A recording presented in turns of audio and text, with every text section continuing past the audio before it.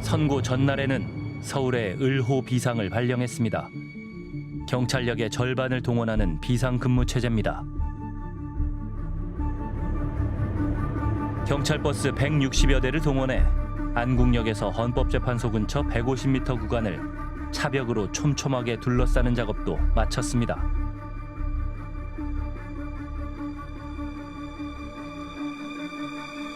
서부지법 폭동 같은 사태를 막기 위해서입니다.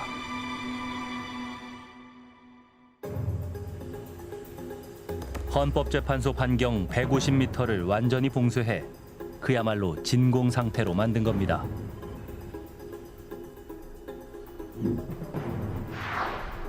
헌재로 오는 길목은 이렇게 경찰버스와 바리케이드로 완전히 막혔습니다. 헌재 직원이나 취재진 등만 신분증을 확인한 뒤 통행을 허용했습니다.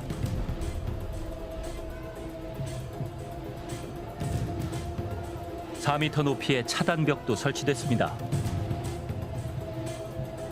차단벽 너머 안국역 인근에서 탄핵 반대 집회가 열리고 있었습니다. 제 말에 동의하신다면 해체하라 외치겠습니다. 사기 탄핵 민주당은 해체하라.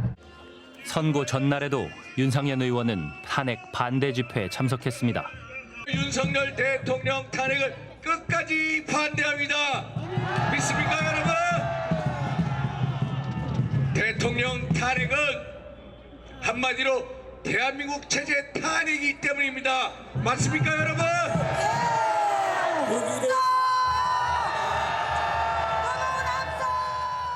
이 집회를 연 건 전광훈 목사가 이끄는 단체였습니다. 집회 참가자들은 탄핵 심판 결과를 어떻게 예상할까?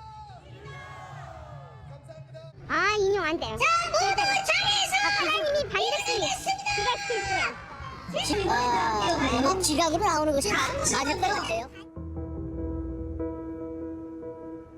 해가 진 뒤 또 다른 탄핵 반대 집회가 열렸습니다.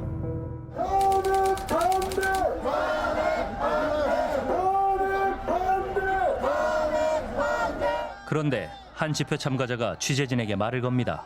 자꾸 아니에요? 아니요. 찍으면 안 돼요? 알았어요. 잡아. 아니 지금 영상 찍는 거라고.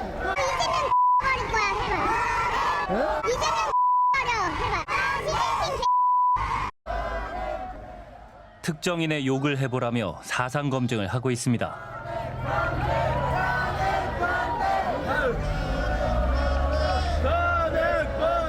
시위대가 지나가자 사진을 촬영하는 외국인 관광객도 눈에 띕니다.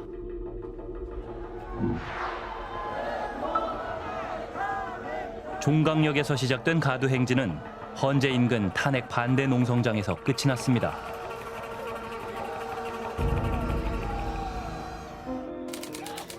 그곳에는 국민의힘 의원들이 천막을 치고 릴레이 시위를 이어가고 있습니다.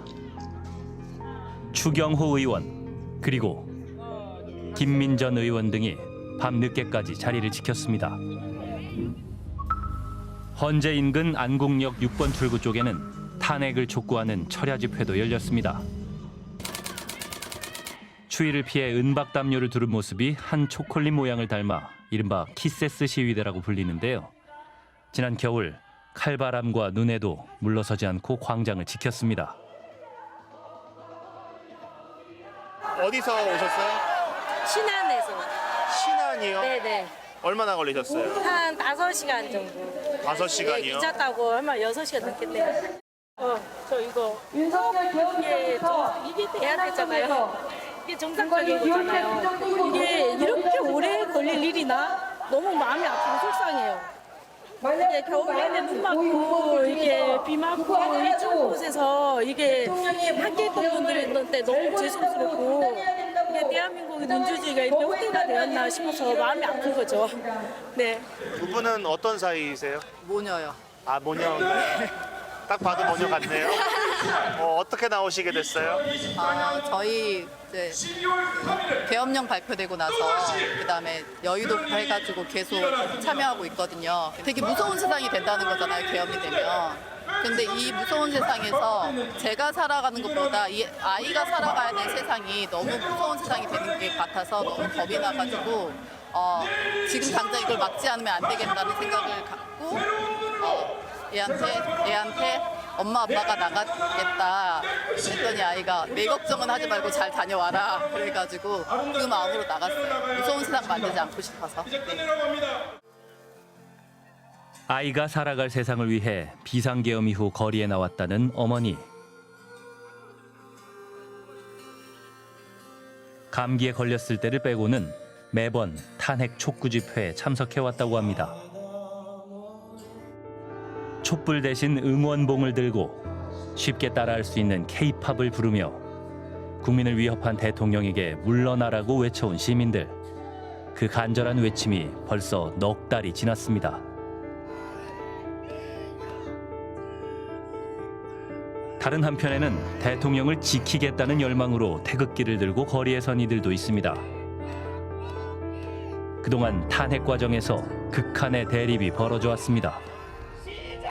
탄핵 심판 선고일, 경찰은 비상근무 최고 단계인 가포 비상을 발령했습니다. 서울에만 210개 기동대, 14,000명이 동원됐습니다. 전국 곳곳에서 탄핵 관련 집회가 열렸습니다.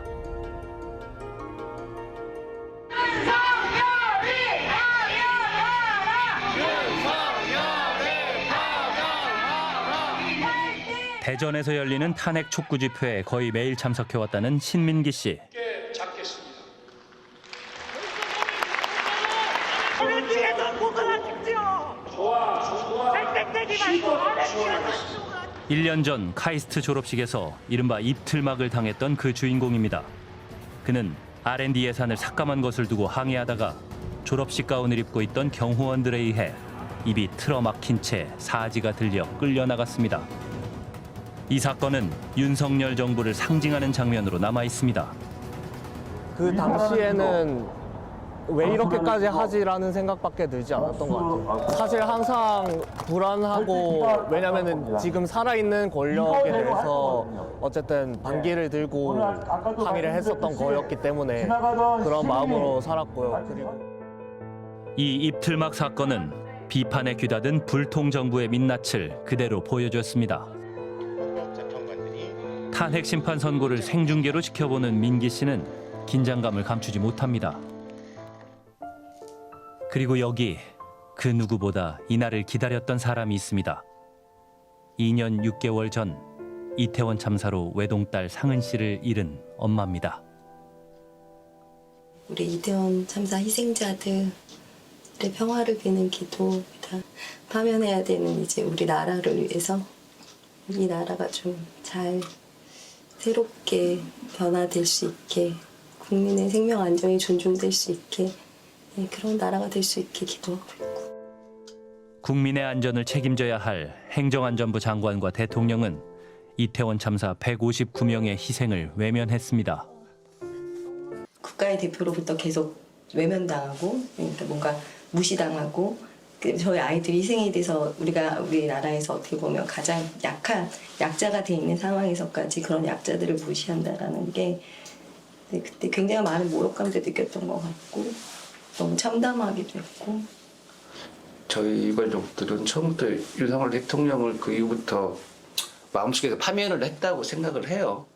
대통령보다 더 못한 어떤 그런 저기다 악마라는 표현까지 썼었는데, 저희들 49제 할 때 그 술잔을 사면서 환하게 웃으면서 뭐 술맛 좋겠네. 그 유가족들은 제가 그런 상황들 보면서 이 사람은 대통령이 아니다, 진짜 아니다. 윤석열 전 대통령은 이상민 당시 행정안전부 장관 해임안도 거부했습니다. 고 상은 씨의 엄마 아빠는 다른 유가족들과 함께 탄핵 심판 선고를 지켜보기로 했습니다. 많이 긴장돼요. 당연히 8대 0으로 나올 거라고 믿고 생각을 하지만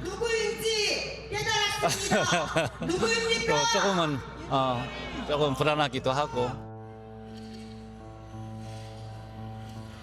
지금부터 2024 헌납 8 대통령 윤석열 탄핵 사건에 대한 선고를 시작하겠습니다.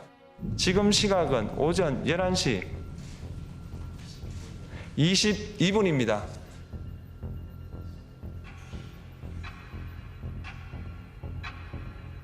주문, 피청구인 대통령 윤석열을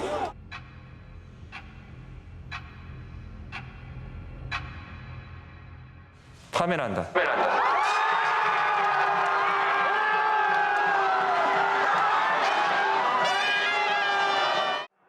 숨죽인 채 지켜보던 시민들은 환호했습니다.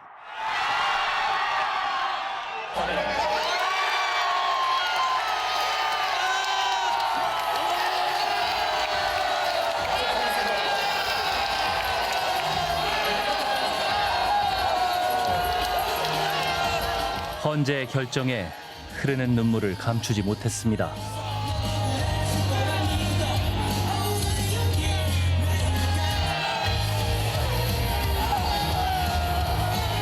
웃음과 눈물이 뒤범벅된 채 서로를 안았습니다.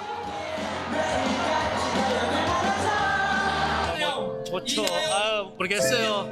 당연한 건데 당연한 것에 우리가 이렇게 기뻐해야 되는 거죠. 윤석열 이전에 나라로는 왔는데 우리 아이는 올 수가 내란을 끝내고 사회 대개혁으로 나아가자. 대통령의 파면, 그것은 끝이 아닌 시작이라고 말하는 사람이 또 있습니다.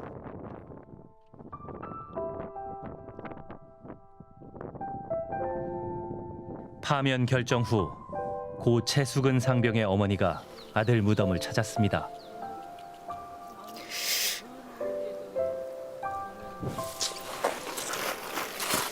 너무 보고 싶다, 아들.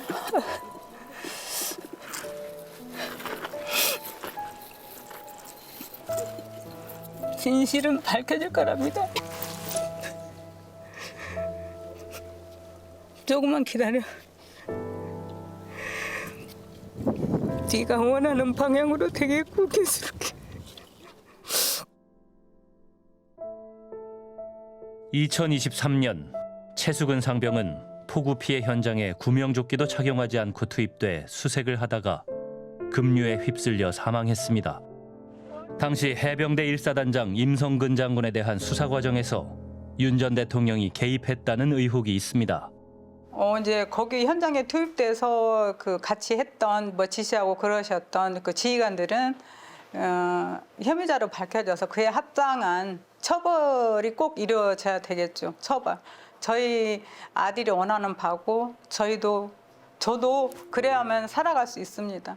그 희생이 헛되지 않길 바라고 꼭 처벌 부탁드립니다. 진실 규명만이 살 길입니다. 윤 전 대통령이 파면되던 순간 희비가 엇갈렸습니다. 주문, 피청구인 대통령 윤석열을 파면한다.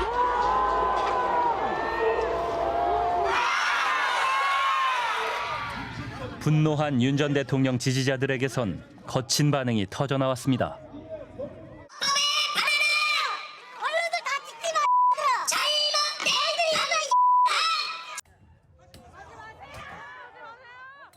한 남성은 헌재 앞에 세워진 경찰버스 유리창을 쇠막대기로 내리쳤습니다.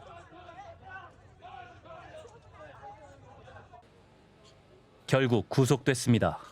우영파를 체포하라! 김복형을 체포하라!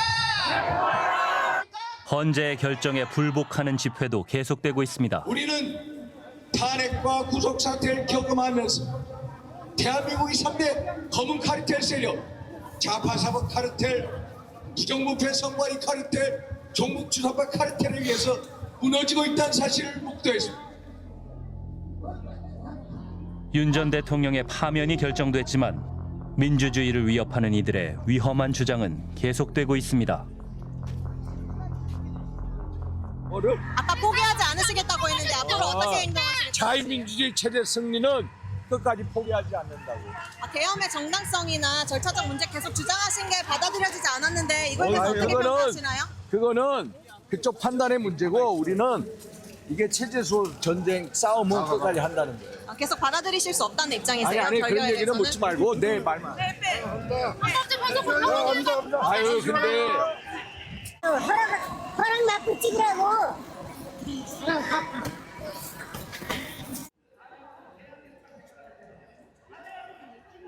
그러니까 우리가 같이 살고 있는 민주공화국이라는 집이 총체적으로 어떤 충격에 의해 가지고 넘어지고 있는 상황, 여기에서 굉장히 고통스럽고 이랬는데 이번에 이제 결정이 나면서 다시 이렇게 넘어가던 애가 다시 탁 선 느낌?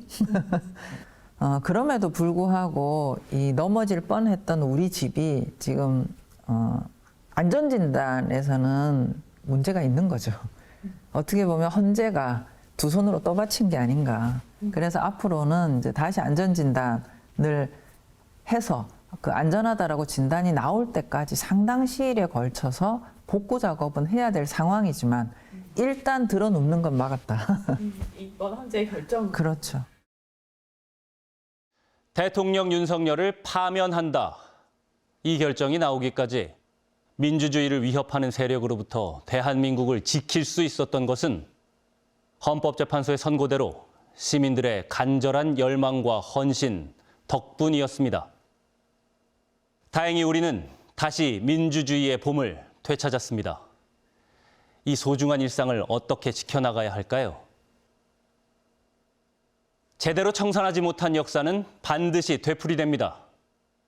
내란 우두머리 혐의를 받고 있는 윤석열과 이에 동조한 세력들은 자신들이 저지른 과오만큼의 무거운 대가를 반드시 치러야 합니다. 이제부터 우리는 그것을 똑똑히 지켜봐야 할 겁니다.